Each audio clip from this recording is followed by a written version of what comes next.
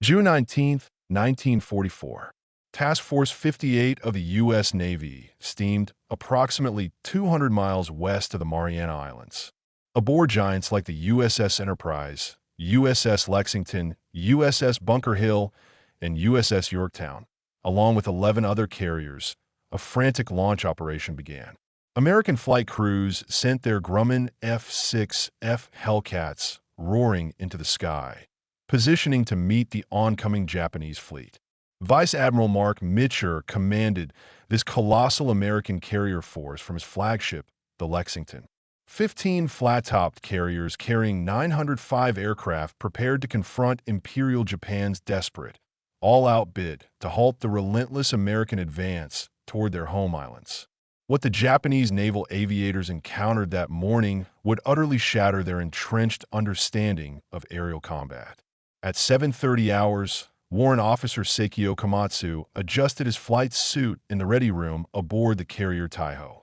The mission briefing emphasized a decisive, maximum strike force against American carriers detected east of Guam. Intelligence reports confirmed 15 large flat tops operating in 3 major task groups southwest of Saipan. Komatsu prepared to fly escort for the second attack wave, a massive formation expected to deliver a fatal blow to the American invasion fleet. His fighter carried a crucial centerline drop tank, extending the swift aircraft's range to over 1,000 nautical miles and temporarily transforming the dogfighter into a long-range escort platform. The Japanese attack doctrine stemmed directly from the stunning successes of 1941 and 1942.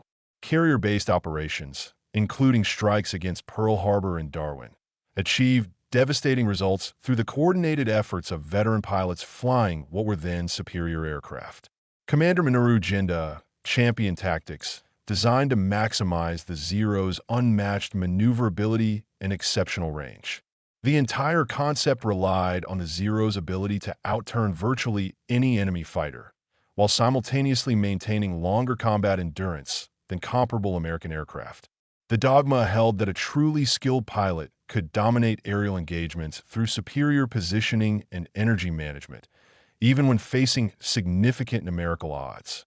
Task Force 58 represented the most powerful concentration of American carrier might deployed since the war's beginning. The 15 carriers included 6 of the formidable Essex-class vessels, each displacing 27,000 tons and featuring reinforced flight decks engineered to operate heavier aircraft. This design philosophy stood in stark contrast to the Japanese carriers, whose lighter structures were primarily optimized for maximum aircraft capacity. American engineers deliberately prioritized durability and damage control above pure numbers, accepting a slight reduction in speed in exchange for vastly enhanced survivability against enemy attack. The F6F Hellcat had entered service in late 1943 as a direct, purposeful countermeasure to the Zero threat. Grumman engineers designed the aircraft specifically to neutralize the Japanese fighter, incorporating hard-won lessons learned from captured Zero specimens and critical pilot reports. The Hellcat weighed approximately 12,000 pounds fully loaded. It was powered by a 2,000 horsepower Pratt & Whitney R2800 double Wasp engine, granting it a maximum speed of 380 miles per hour. Protection was paramount. 212 pounds of plate steel guarded the pilot, oil cooler, and oil tank. The addition of self-sealing fuel tanks virtually eliminated catastrophic fires from enemy gunfire. 6.50 caliber Browning machine guns, each supplied with 400 rounds, delivered a volume of firepower far exceeding the armament of any Japanese fighter. The Japanese formation launched from the carriers Taiho, Shokaku, and Zuikaku consisted of 128 aircraft, approaching Task Force 58 from the west at 24,000 feet. The pilots noted the ominous absence of American aircraft during their initial approach, which they interpreted as evidence of achieving tactical surprise against the enemy fleet.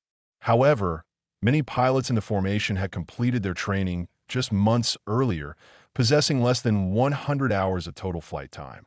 Their accelerated training program had been drastically condensed from a typical 3 years to a mere 6 months to compensate for crippling pilot losses suffered throughout 1943. Basic combat maneuvers received only minimal attention, as navigation and formation flying consumed the majority of training hours. The average pilot managed just 5 successful carrier traps before deployment to an operational unit. Lieutenant Junior Grade T-Shirt Yamamoto stood out as one of the few remaining veterans, having accumulated over 600 combat hours since 1941, including missions over the Dutch East Indies and Rebel, areas where Japanese naval aviation had previously enjoyed absolute dominance. The Zero's reputation for invincibility held intact through 1942, but the Guadalcanal campaign had revealed troubling deficiencies. American pilots rapidly developed effective counterattacks against the previously unstoppable Japanese planes. The defensive thatch-weave maneuver successfully negated the Zero's turning advantage, while swift hit-and-run attacks mercilessly exploited its critical lack of armor protection. Ensign Hiroshi Tanaka flew as Yamamoto's wingman, having completed his heavily abbreviated flight training only 10 weeks prior. His total logged flight time stood at a mere 75 hours, and his knowledge of aerial combat tactics remained purely theoretical. Severe fuel shortages had forced the elimination of advanced combat training entirely, and the scarcity of ammunition limited his gunnery practice solely to static ground targets. Crucially, most new pilots had never fired their aircraft weapons at a moving aerial target before being deployed into combat. This stark contrast between the veterans and their raw replacements created profound tactical limitations within the Japanese formations. Experienced pilots found themselves forced to simultaneously engage enemy fighters while attempting to shield their inexperienced wingmen, who fundamentally lacked situational awareness. This heavy burden severely reduced the overall effectiveness of the formation, preventing veterans from fully exploiting their own skills as they struggled to shepherd novices through their first combat experiences. American radar operators aboard the USS Yorktown detected the incoming Japanese formation at a range of 150 miles, which provided a critical 20-minute advance warning before any visual contact was possible. Fighter director officers immediately began vectoring the Combat Air Patrol (CAP) fighters towards specific intercept coordinates using precise radar plotting. This vital technological advantage transformed the aerial defense from a chaotic, reactive scramble into a coordinated, deliberate interception where the Americans held significant altitude and positional advantages. The fighter director system represented a revolutionary command and control capability, perfected through 2 years of intense combat experience. Each carrier maintained a Combat Information Center, CIC, where highly trained officers tracked all airborne contacts using comprehensive radar displays. Radio communications seamlessly linked the directors with the airborne fighters, providing real-time tactical guidance throughout the engagement. This centralized control maximized the defensive efficiency by rapidly concentrating fighters at the optimal intercept points. Commander David McCampbell led VF-15's 1st Division, launching from the USS Essex and climbing at military power toward the incoming raid. His formation of 12 Hellcats maintained tight discipline while following the precise radar vectors toward their assigned targets. Each American pilot averaged over 300 hours of flight time, having completed extensive gunnery and tactical training stateside. The U.S. training program had expanded dramatically throughout 1943, successfully producing 10,000 new naval aviators annually. Operational training units provided 500 total hours of flight time, including 150 hours in combat aircraft types. Advanced fighter training heavily emphasized deflection shooting, energy management, and coordinated team tactics against simulated enemy capabilities. The Hellcat's design philosophy prioritized pilot survival through comprehensive protection systems. Armor plate entirely encased the cockpit, including the seatback, headrest, and floor panels, totaling well over 200 pounds. The thick bulletproof windscreen consisted of 1.5 inches of laminated glass, capable of stopping 7.7mm rounds at point-blank range. Self-sealing fuel tanks employed multiple rubber layers that expanded instantly when punctured, reliably preventing fuel leaks and subsequent fires. Furthermore, the robust airframe was engineered to withstand significant battle damage while maintaining critical structural integrity.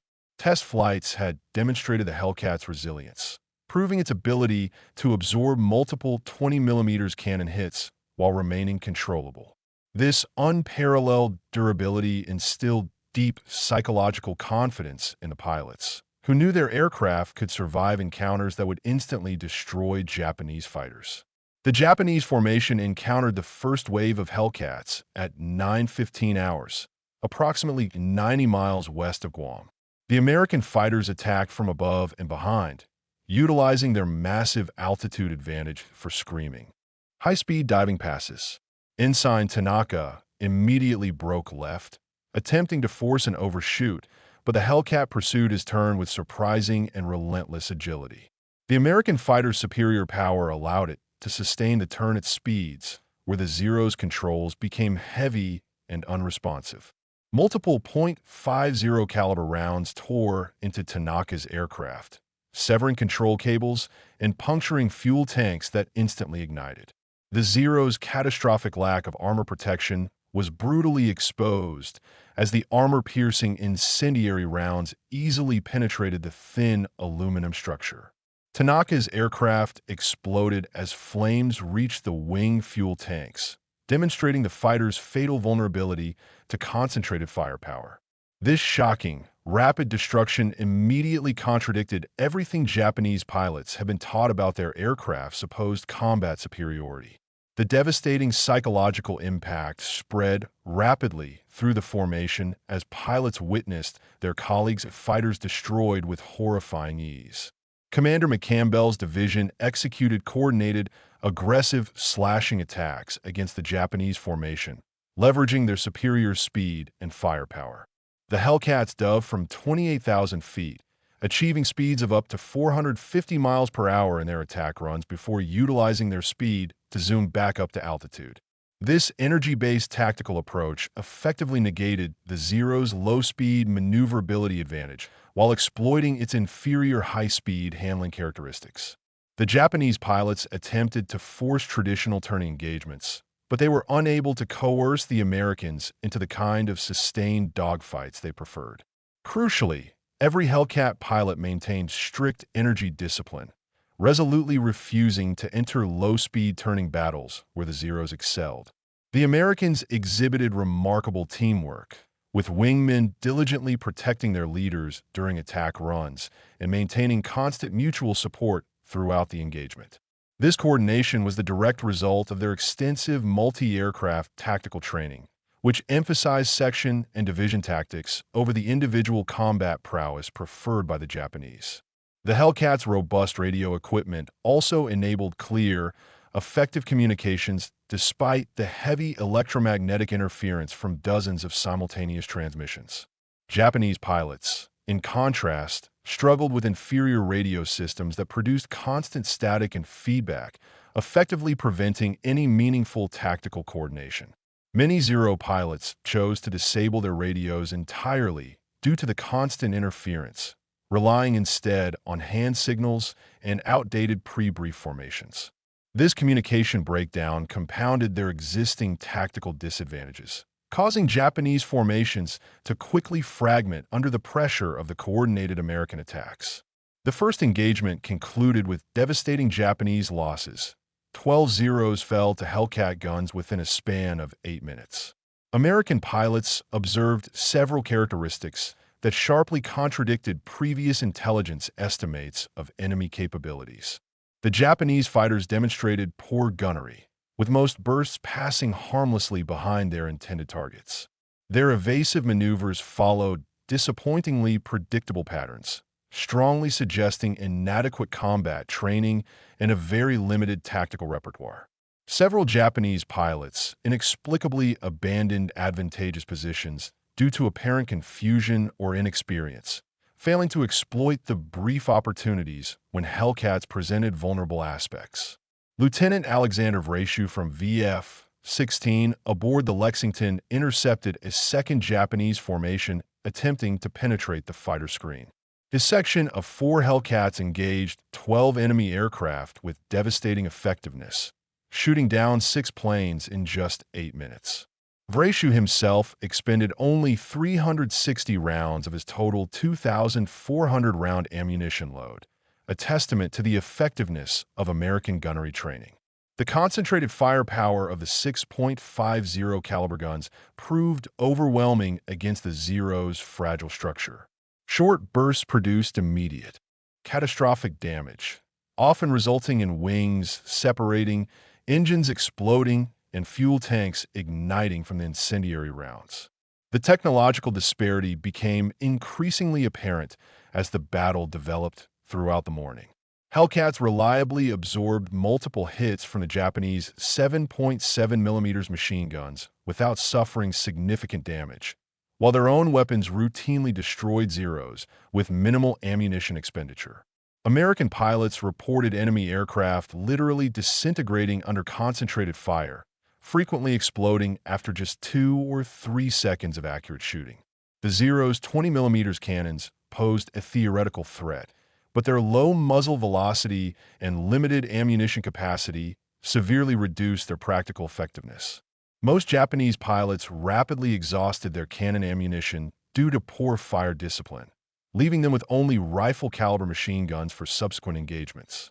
Radar-directed fighter control enabled highly efficient vector management as American fighters intercepted multiple successive incoming waves. The fighter direction officers maintained complete, real-time tactical awareness through radar tracking and pilot reports, consistently positioning fresh fighter divisions at optimal intercept points. This systematic, centralized defense prevented the Japanese formations from coordinating any kind of massed attack against the vulnerable carrier force. Instead, individual Japanese groups arrived piecemeal, encountering concentrated Hellcat formations positioned to achieve the maximum possible tactical advantage.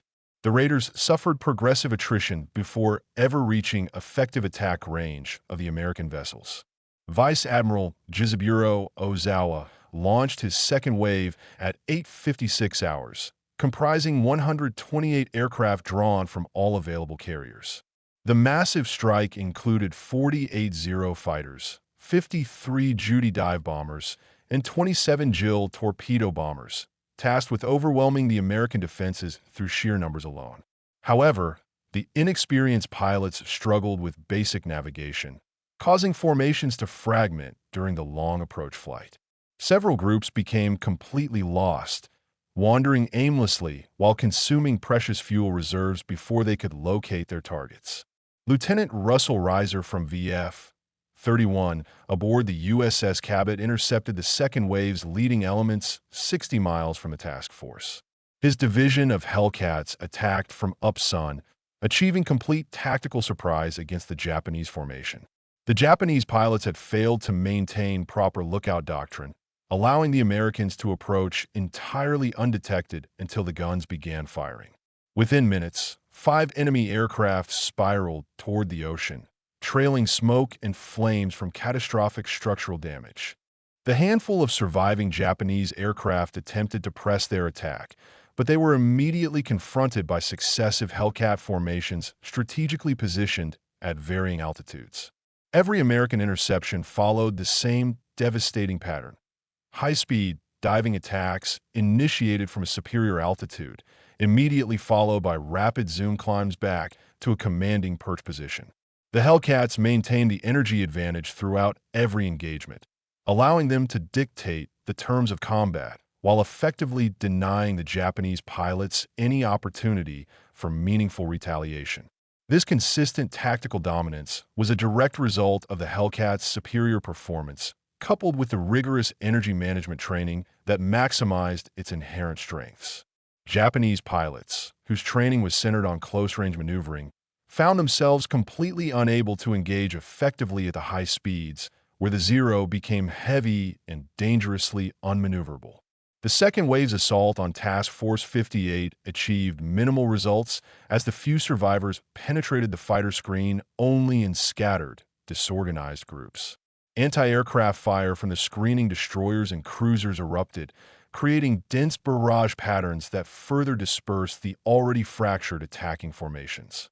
The small number of Japanese aircraft that managed to reach the vicinity of the carriers immediately encountered concentrated defensive fire from multiple vessels, which were now firing lethal proximity-fused shells. Only one torpedo bomber successfully launched its weapon, which the USS Indiana easily evaded through timely, decisive maneuvering. Commander McCampbell, leading VF-15's second strike, intercepted the third Japanese wave at 11 o'clock hours. His formation of 12 Hellcats engaged more than 40 enemy aircraft in a brutal running battle that lasted 20 minutes. McCampbell personally destroyed 7 Japanese planes, while his wingman, Lieutenant Roy Rushing, accounted for 4 additional victories. This engagement forcefully demonstrated the cumulative effect of the American training advantage, as seasoned pilots expertly exploited every mistake made by the enemy. Japanese formations quickly dissolved into individual aircraft maneuvering defensively, having completely abandoned their attack mission in favor of survival against overwhelming fighter opposition. Lieutenant Commander Kenji Suzuki observed the third wave's total destruction from his damaged Zero, which was struggling desperately to limp back toward the Japanese fleet. His aircraft was riddled with multiple .50 caliber holes through the wings and fuselage. One elevator cable was severed, and the engine was running roughly. The catastrophic losses sustained far exceeded anything experienced in previous carrier battles, including Midway, where at least some aircraft had managed to successfully attack enemy ships. Today's operations had achieved virtually nothing, yet they had cost dozens of aircraft and, more critically, an irreplaceable number of veteran pilots. The failure of Japanese intelligence was now painfully apparent, as returning pilots reported encountering an entirely new American fighter with unprecedented performance characteristics. Previous intelligence estimates, based on captured F6F Wildcats, had suggested that American fighters remained fundamentally inferior to the updated Zero variants in all performance parameters except diving speed. The Hellcat's ability to outclimb, outturn at high speed, and absorb tremendous damage directly contradicted every single assumption underpinning Japanese tactical planning. The enemy fighter appeared to be purpose-built to exploit every Zero weakness while simultaneously negating its traditional advantages. Aboard the Taiho, Admiral Ozawa received fragmentary reports indicating catastrophic losses across all 3 attack waves. Surviving pilots uniformly described overwhelming fighter opposition, with American aircraft appearing at every altitude and from every direction. The coordinated defensive system proved devastatingly effective, preventing any concentration of the attacking forces while achieving a disproportionate rate of attrition against the Japanese formations. Radio intercepts further suggested that American losses remained minimal despite engaging a numerically superior Japanese force throughout the morning's operations. Air operations officers on the Japanese carriers tallied the mounting casualties as aircraft failed to return from their missions. The first wave, which had launched 69 aircraft, saw only 27 return, many of which sustained significant battle damage. The second wave suffered even worse, with barely 1/3 of the 128 aircraft surviving the American fighter gauntlet. These losses represented not just expendable aircraft, but veteran pilots whose complex training had required years of peacetime development. The grim implications extended far beyond an immediate tactical defeat, pointing toward the strategic collapse of Japanese naval aviation capability. Returning pilots exhibited clear signs of severe psychological trauma from their encounter with the American fighters. Young aviators who had graduated training just weeks earlier described feelings of terror and utter helplessness when facing an enemy that seemed invulnerable to their attacks. Their 7.7mm machine guns appeared completely ineffective, while the American .50s tore their aircraft apart with brutal efficiency.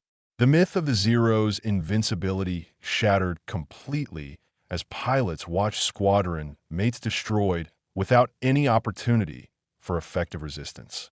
Veteran pilots, like Yamamoto, struggled to comprehend the reversal of aerial superiority they had enjoyed throughout the war's early years.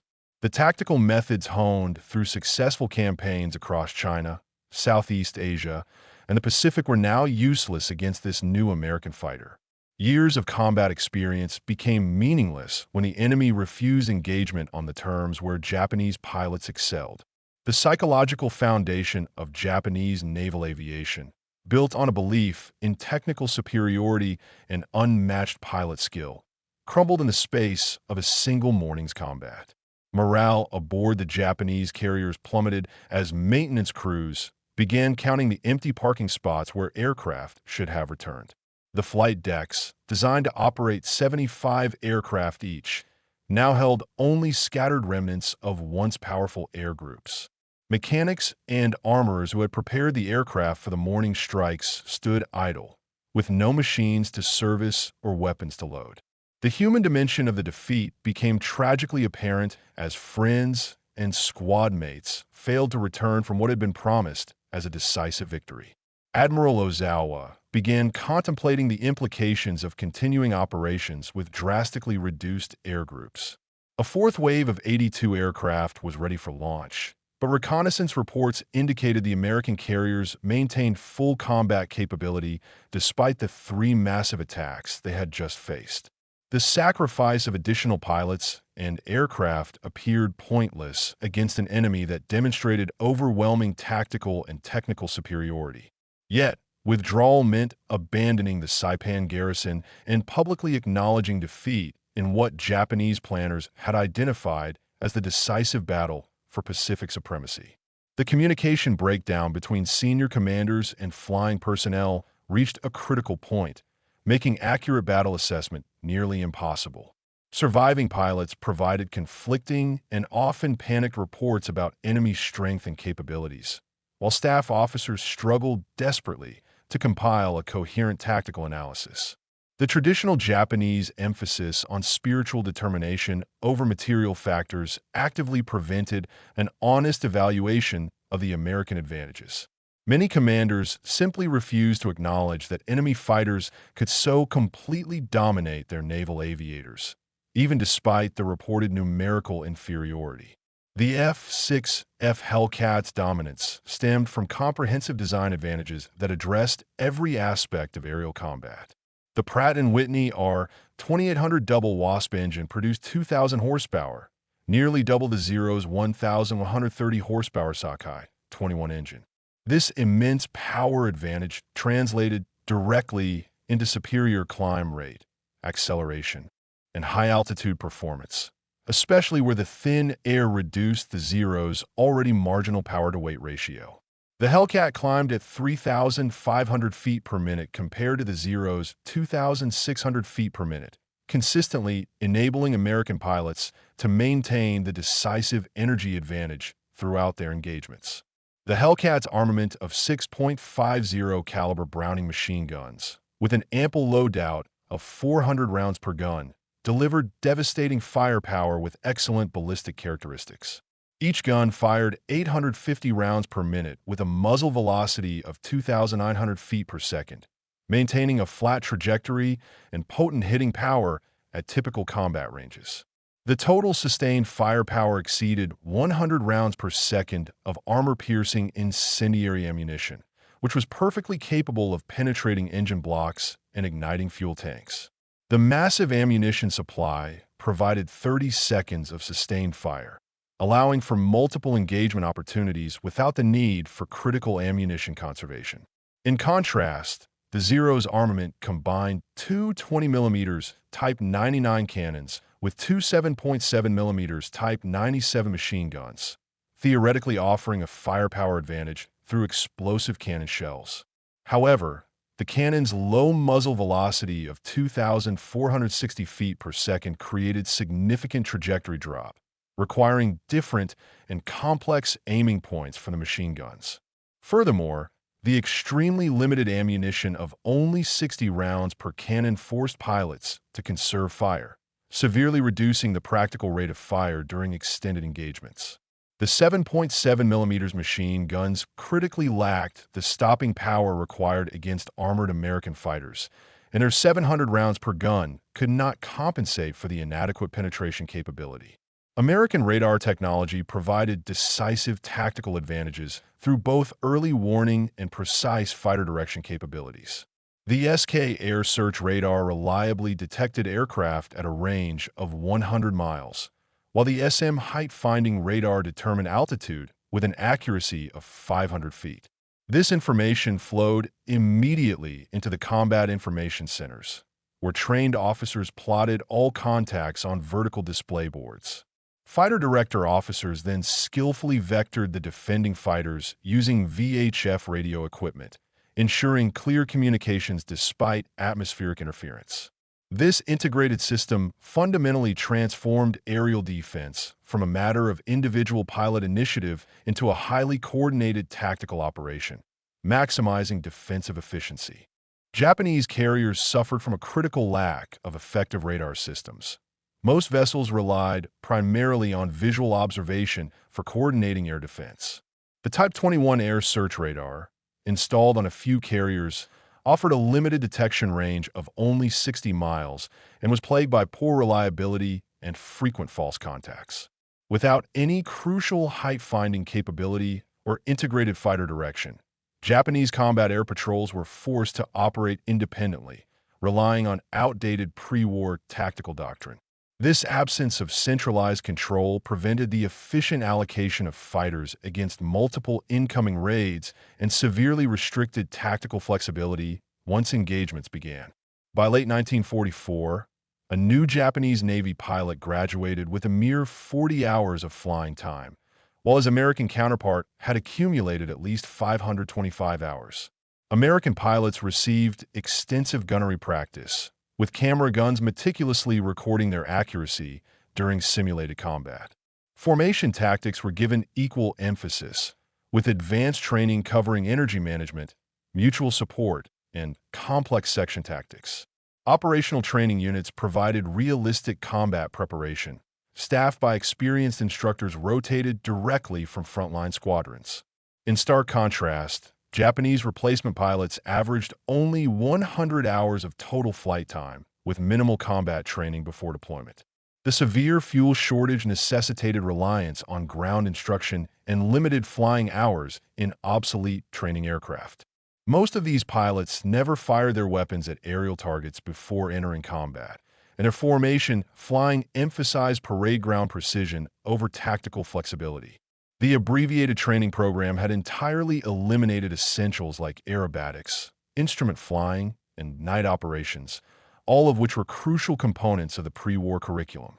This qualitative difference in pilot capability dramatically magnified the aircraft performance disparities throughout the aerial engagements. The fourth Japanese wave was launched despite overwhelming evidence of catastrophic losses among the earlier strikes. Admiral Ozawa committed his remaining 82 aircraft, clinging to the faint hope of inflicting some damage against the American carriers before being forced to withdraw westward. However, these planes encountered an even more intense fighter opposition as the American carriers rapidly recovered, refueled, and relaunched their combat air patrols. The systematic destruction continued with mechanical precision as Hellcats, positioned at multiple altitudes, engaged each incoming group.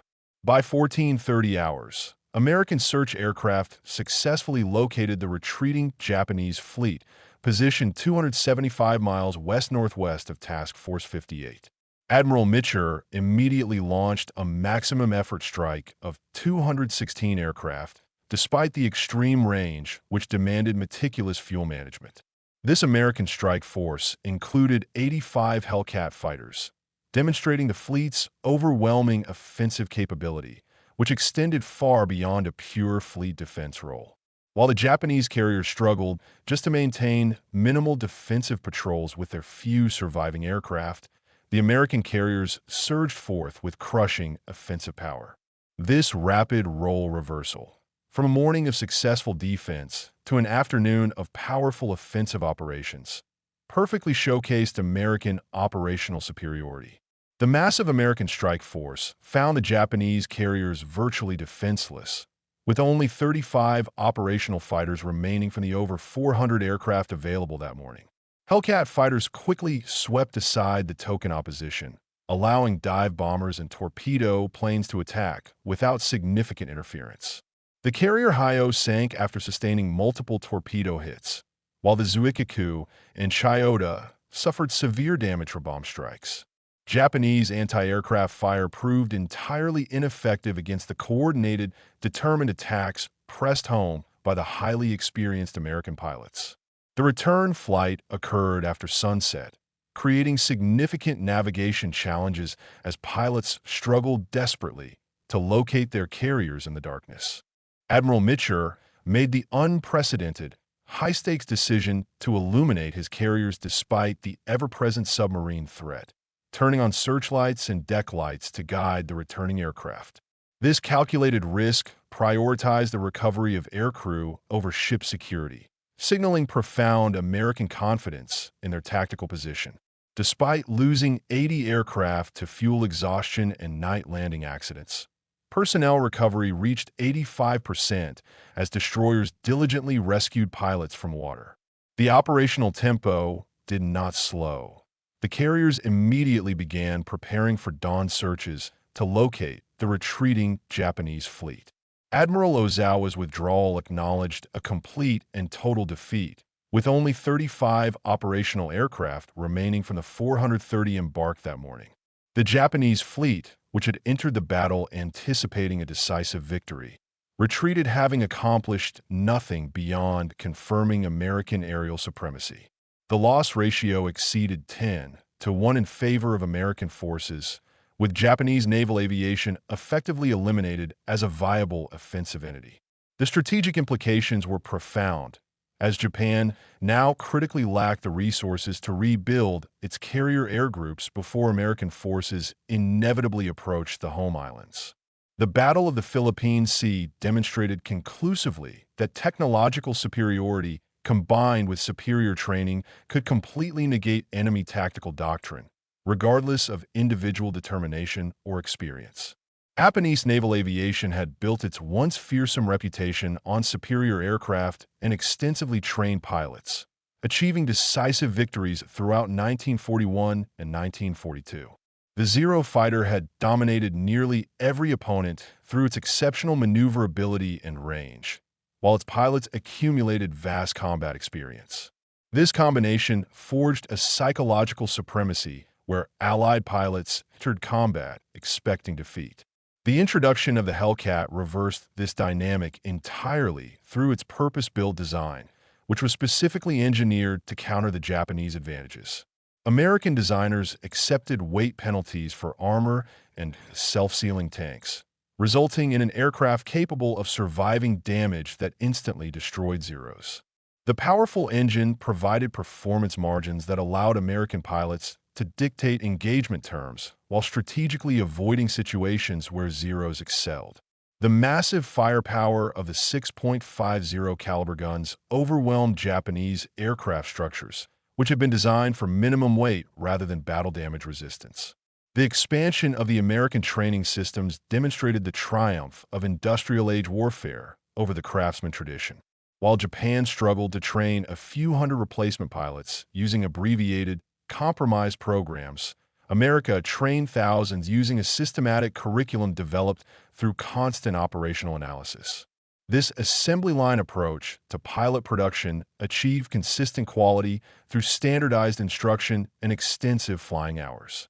Each American pilot represented an interchangeable, readily replaceable component in the vast naval aviation system, rather than an irreplaceable individual whose loss crippled unit effectiveness. The radar-directed fighter control system exemplified technological force multiplication beyond the capability of individual aircraft. The ability to position fighters optimally before visual contact negated any chance of Japanese tactical surprise while maximizing defensive efficiency. This systematic approach transformed the carrier task forces from vulnerable targets into virtually impregnable fortresses against conventional air attack. The seamless integration of sensors, communications, and command functions created synergistic capabilities that far exceeded the sum of their individual components. The Japanese naval doctrine's failure to adapt to changing circumstances proved fatal when pre-war assumptions collided with wartime reality. The emphasis on offensive operations using carrier aviation to achieve decisive victory through single, climactic engagements became irrelevant against an enemy that actively refused such terms. American forces accepted gradual attrition through sustained operations rather than seeking decisive, winner-take-all battles for theater supremacy. This operational patience, combined with industrial superiority, guaranteed eventual victory regardless of individual engagement outcomes. The human cost extended beyond aircraft and pilots to the institutional knowledge accumulated through years of training and combat experience. Japan's pre-war naval aviators represented an elite cadre whose skills required extensive development through rigorous selection. Their loss could not be mitigated by abbreviated wartime programs that produced pilots of minimal competence rather than excellence. This qualitative decline became self-reinforcing as inexperienced pilots suffered disproportionate losses, further degrading the overall force effectiveness. Task Force 58 continued operations off Saipan despite the Japanese attempt to disrupt the invasion using their carrier aviation. The morning of June 20th brought renewed searches for the retreating Japanese fleet while maintaining defensive patrols against potential land-based attacks. American pilots who survived the previous day's combat described the slaughter as just like an old-time turkey shoot, a term that gave the battle its enduring nickname. The term captured both the chillingly one-sided nature of the aerial combat and the mechanical efficiency with which Japanese aircraft were destroyed. The final tally revealed the catastrophic scale of the Japanese defeat. 445 aircraft were destroyed, including 395 carrier planes and approximately 50 land-based aircraft. American losses totaled 123 aircraft, with 80 falling to operational accidents rather than enemy action. Only 43 American planes were lost to Japanese fighters and anti-aircraft fire during 2 days of intense aerial combat. The resulting 10-to-1 exchange ratio exceeded any previous carrier battle, including the decisive American victory at Midway. More significantly, Japan lost over 400 pilots, including instructors recalled from training units who represented the last critical reservoir of experienced naval aviators. Admiral Ozawa's report to Combined Fleet Headquarters acknowledged the effective destruction of Japanese carrier aviation as an offensive force. The surviving carriers still possessed ships and aircraft, but they crucially lacked the trained pilots capable of conducting effective operations against American forces. The mobile fleet that had sortied expecting to achieve decisive victory returned having demonstrated only American aerial supremacy. The strategic implications became clear as American forces continued advancing toward Japan without meaningful aerial opposition from the Imperial Navy. The technological revolution in naval warfare demonstrated at the Philippine Sea influenced post-war aviation development worldwide. The seamless integration of radar, communications, and fighter control established the standard pattern followed by every major navy seeking carrier aviation capability. The emphasis on pilot survivability through aircraft protection and systematic training became standard practice, replacing the pre-war acceptance of high attrition. American industrial superiority ultimately proved decisive through quantity and quality advantages that completely overwhelmed Japanese forces, regardless of individual courage. The ability to produce thousands of aircraft monthly while effectively training pilots to operate them created an insurmountable numerical and technical superiority.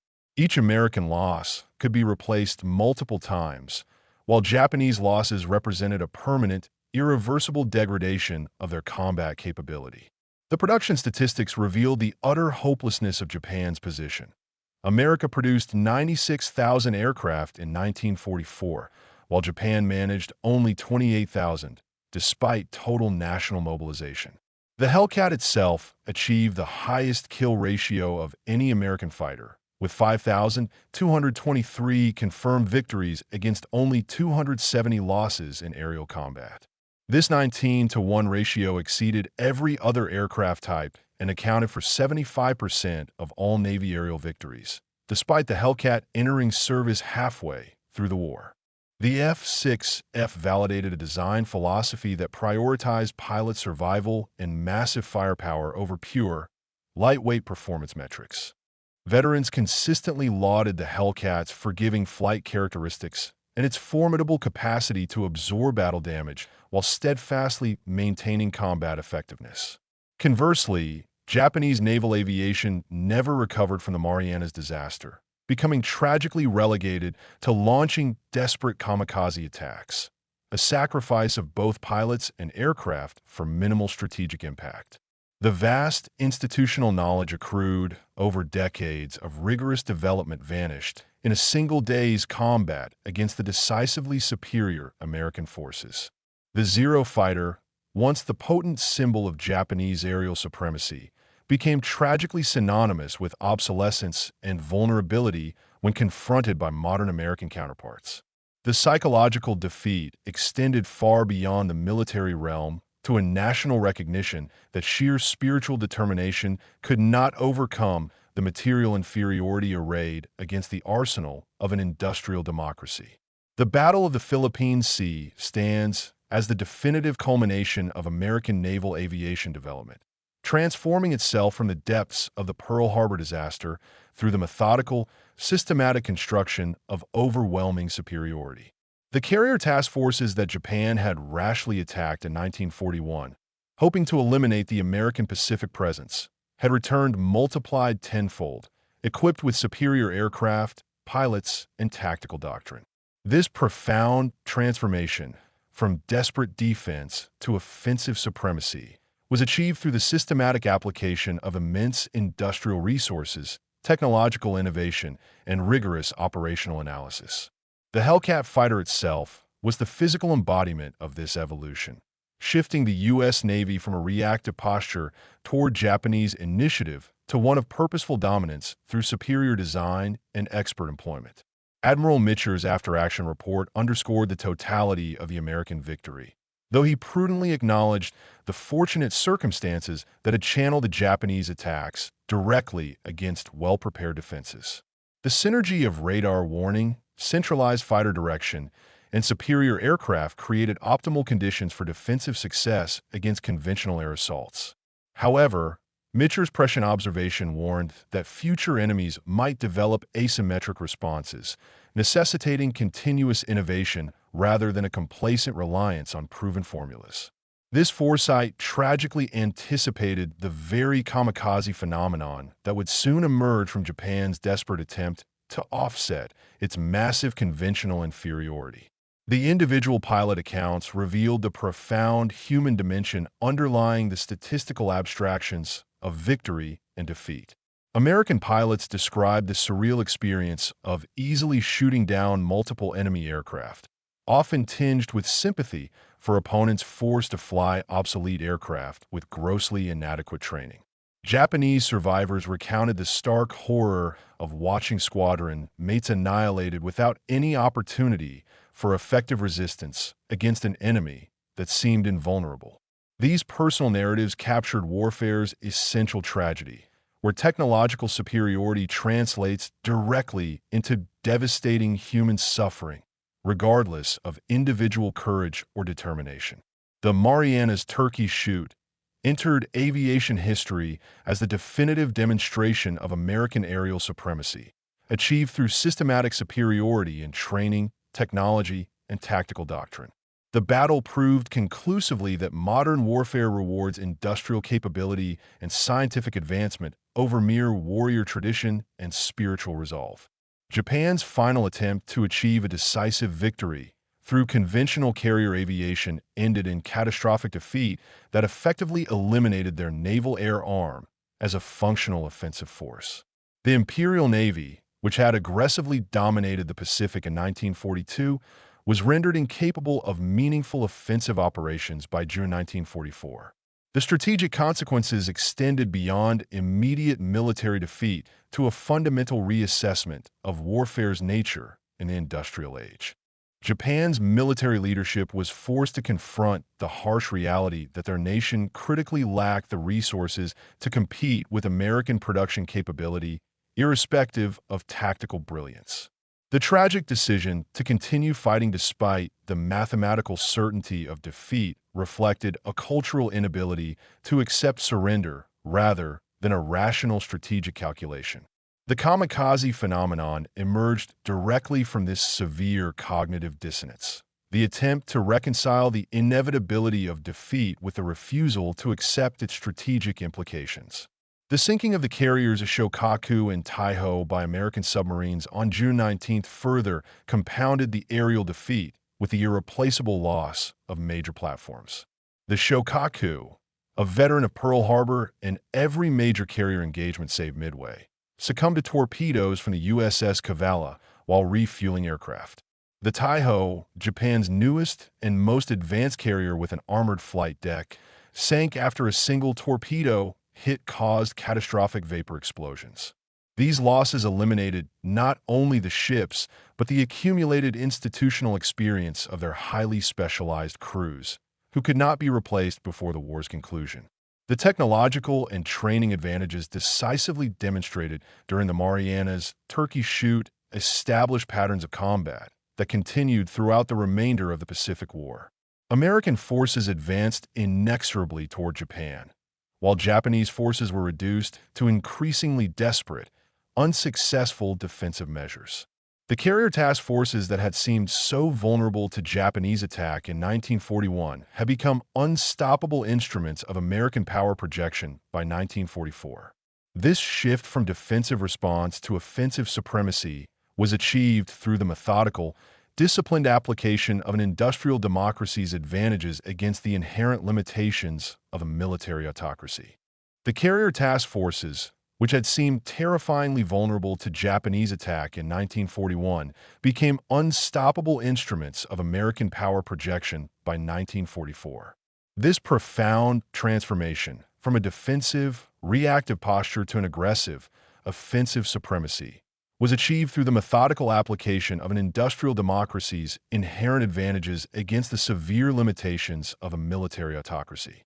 In the battle's aftermath, American carriers calmly continued operations off Saipan, while the Japanese survivors retreated in disarray to anchorages beyond the effective range of American aircraft. The vital invasion proceeded virtually without meaningful interference from a Japanese naval aviation force that had effectively ceased to exist as an effective entity. Soon after, the captured airfields on Saipan, Tinian, and Guam would host B-29 bombers, bringing the strategic bombing campaign directly to Japan's home islands. The carrier battle, which was intended to prevent this very outcome, instead definitively confirmed the American ability to project power wherever its national strategy required, utterly regardless of Japanese opposition. Veterans of the Philippine Sea Battle would forever remember the morning of June 19, 1944, as the day American naval aviation achieved unquestioned total supremacy over its Japanese opponents. The months of arduous preparation, rigorous training, and relentless technological development culminated in a few hours of aerial combat that completely eliminated the offensive capability of Japanese carrier aviation. The Hellcat fighter proved itself to be the principal weapon that transformed American carriers from vulnerable targets into dominant instruments of naval power. The pilots who flew these formidable aircraft demonstrated that systematic training could consistently produce highly competent aviators in quantity, effectively overwhelming an elite but fragile opponent through a combination of both numerical and qualitative superiority. The crucial lessons extracted from the Marianas Turkey Shoot would influence naval aviation development for decades. As nations globally recognized the critical importance of integrating technology, training, and a coherent tactical doctrine, the emphasis on pilot survivability through robust aircraft protection became the global standard design philosophy. While radar-directed fighter control cemented the patterns for modern fleet air defense, The American victory profoundly demonstrated that superior industrial production capacity, when combined with technological innovation, creates a military superiority that traditional military virtues simply cannot overcome. The battle stands as a lasting testament to a democracy's ability to mobilize resources effectively against authoritarian aggression when national survival demands total commitment. The human cost, measured tragically in the Japanese lives lost during futile attacks against superior American forces, represented warfare's essential tragedy, one where courage cannot overcome material disadvantage. Young Japanese pilots who flew out dreaming of glory while defending their homeland instead died in obsolete aircraft. Overwhelmed by an enemy they could not effectively engage. Their sacrifice achieved nothing beyond demonstrating the scope of American superiority while irrevocably depleting Japan's remaining reservoir of trained aviators.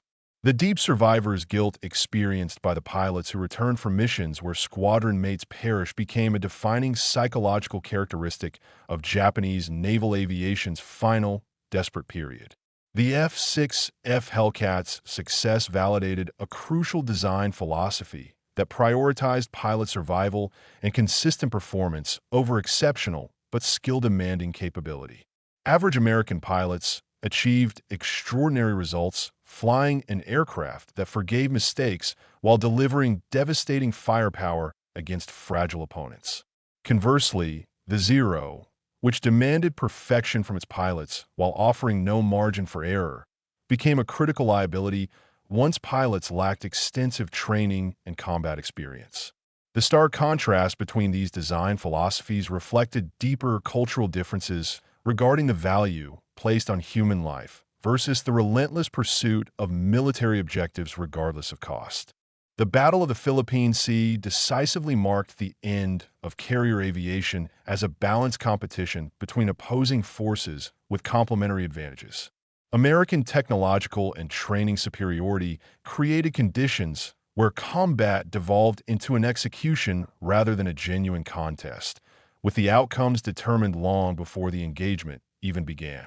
The Japanese pilots who launched from their carriers on June 19 flew directly into a predetermined destruction, lacking any realistic capability to achieve their objectives against the prepared American defenses.